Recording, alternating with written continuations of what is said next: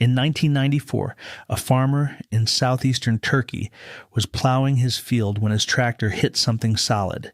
He got off, started digging, and pulled up a carved stone pillar. What was underneath his field would rewrite the entire story of human civilization.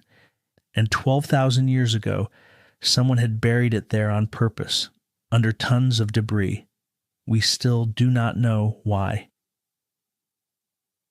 There are things in the ground that were never meant to be found. Not treasure, not lost cities, things that ancient people buried deliberately, in some cases with the explicit intention that no one would ever dig them up. Temples filled in with debris until they looked like hills, a pit of severed hands outside a throne room, a mummy frozen mid-scream for 3,000 years. Göbekli Tepe, southeastern Turkey, 12,000 years old, 7,000 years before Stonehenge, 7,000 years before the pyramids. This site was built by people who had not yet invented pottery. No wheels, no metal tools, no domesticated animals except dogs. These were hunter-gatherers, people who should have been chasing gazelles and living in temporary huts. Instead, they carved 40-ton stone pillars out of limestone quarries half a mile away, dragged them uphill, and arranged them into circles, 20 circles. Some of the pillars are 18 feet tall. The carvings are not primitive. Foxes, snakes, scorpions, vultures, wild boars, abstract humanoid figures with arms raised. Some of the pillars appear to be stylized human bodies. The T-shape may represent a torso with arms.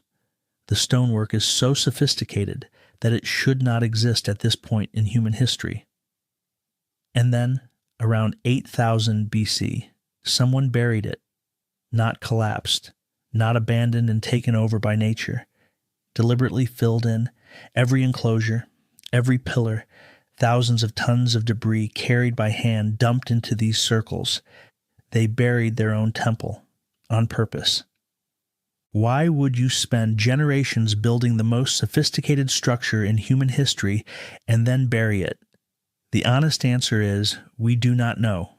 Whatever their reason was, it was important enough to move thousands of tons of rock by hand. That is not a casual decision. That is a verdict. 3,500 miles south, the things being buried were worse. Tel el-Daba, ancient Avaris, the capital of Egypt under the Hyksos dynasty, around 1600 BC.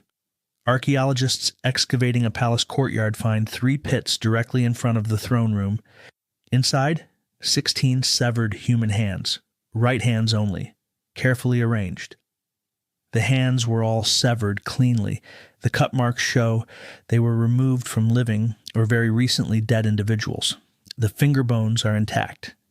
When a body decomposes, the small bones of the hand separate and scatter. These hands were buried while still fully articulated. They were fresh.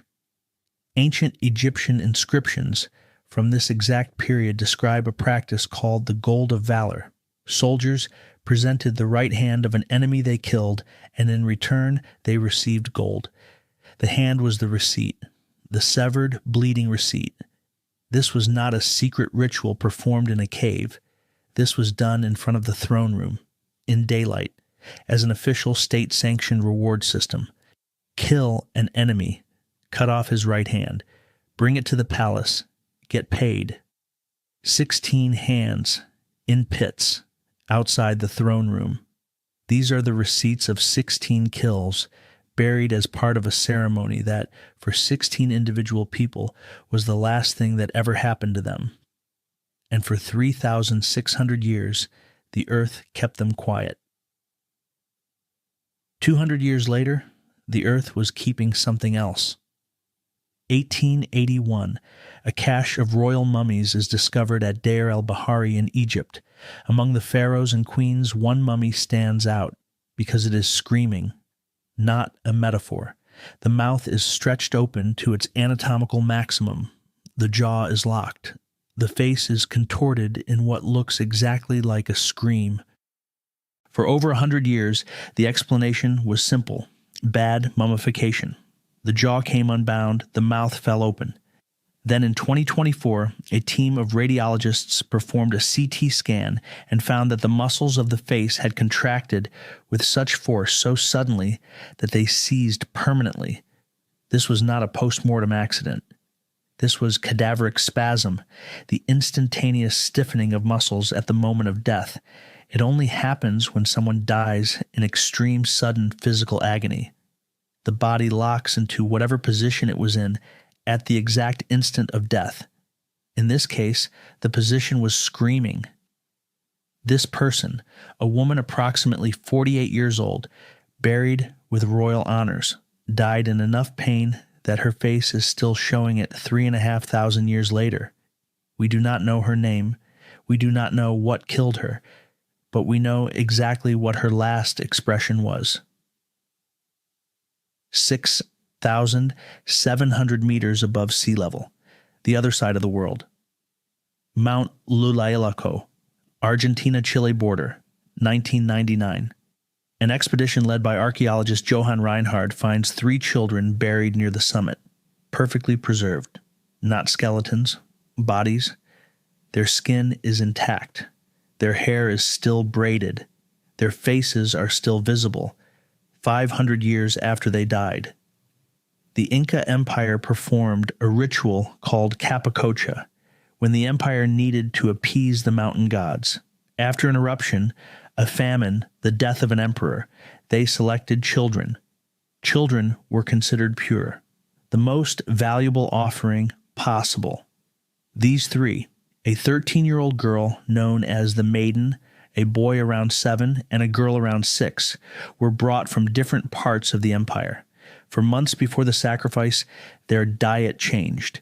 Analysis of their hair shows increasing amounts of coca leaves and alcohol. By the final weeks, they were consuming massive doses of both. They were marched up the mountain. The maiden had so much coca in her system that she was likely unconscious when she was placed inside the burial chamber. The younger children appear to have been more aware. One of them was found with vomit on their clothing. They were placed in their chambers, given figurines and textiles, and the chambers were sealed. The cold did the rest. When the expedition found them, the maiden was sitting cross-legged, her head bowed forward, her hands resting on her knees, like she had just fallen asleep. And then there is Tollund Man. May 6th, 1950, 2 brothers cutting peat in a bog near Silkeborg, Denmark. They see a face in the mud. They call the police, thinking it is a recent murder. The police call an archaeologist. The archaeologist tells them they are looking at the face of a man who has been dead for 2,400 years. He was curled on his side as if sleeping. The bog preserved him so perfectly that his fingerprints were intact, his eyelashes, the stubble on his chin. You can see individual pores on his nose, and around his neck was a braided leather rope, the noose that killed him. In 2021, researchers analyzed the contents of his stomach. He ate a simple porridge 12 to 24 hours before he died. Barley, flax seeds, and a small amount of fish. A poor man's meal, no meat, just gruel. And then someone put a rope around his neck. The Iron Age people of Northern Europe believed bogs were portals to the other world. Tollund Man was not hidden. He was placed carefully, curled in a fetal position, the rope left around his neck. He was not a criminal dumped in a ditch. He was an offering, a gift to the bog, and the bog accepted. Every one of these discoveries was buried by people who wanted them to stay buried. The builders of Göbekli Tepe entombed their own temple. The Hyksos soldiers placed the hands in ritual pits as a permanent record of violence. The screaming mummy was sealed in a tomb, her final expression hidden for 3,500 years. The Inca children were placed in chambers at the top of a volcano where no one would ever find them. Tollund Man was lowered into a bog that his killers believed was a gateway to another world, a gift that was never meant to be returned. We dig. That is what we do.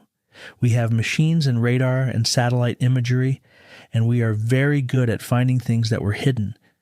But every time we unearth something like this, we are undoing someone else's decision. Someone decided that this temple, this hand, this scream, this child, this body needed to disappear from human sight, and they succeeded for longer than the Roman Empire lasted. What are we burying right now that someone 5,000 years from now is going to dig up and try to understand? And will they get it right? Subscribe and hit the bell. Next episode, one animal has killed more humans than all wars combined. It is still out there. BareBones, simple stories about the weirdest things that actually happened